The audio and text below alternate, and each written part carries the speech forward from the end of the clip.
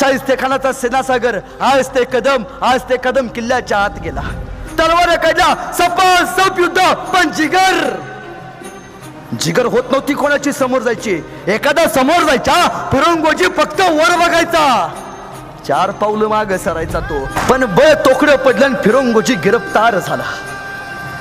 शाहिस्तेखान किल्ल्याच्या आत आला. त्यानं आजूबाजूचा सगळा प्रदेश बघितला आणि फिरंगोजीला म्हणतोय, अरे काय रे किल्ल्यात 2 बुर्ज आणि 4 भिंत, याच्यासाठी जीव देत असं काय या किल्ल्यात?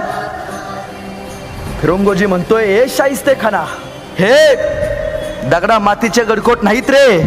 या प्रत्येक पत्तरनं छत्रपती शिवाजी महाराजांचा स्पर्श अनुभवलाय. प्रत्येक मावळ्याच्या रक्ताच्या अभिषेकानं या किल्ल्याच्या भिंती रंगलेत. हा किल्ला असा नाही रे. शेवटी शाहिस्तेखान म्हणतोय, जा, मला तुझी बहादुरी आवडली. जाऊन सांग तुझ्या राजाला, ज्याच्याकडे तुझ्यासारखे निष्ठावंत मावळे आहेत, त्याच्या केसाला सुद्धा उभ्या आयुष्यात कधी धक्का लागणार नाही. माघारी आला. डबडबल्या डोळ्यांनी मेलेला प्रेत हातात खांद्यावरती घेतली.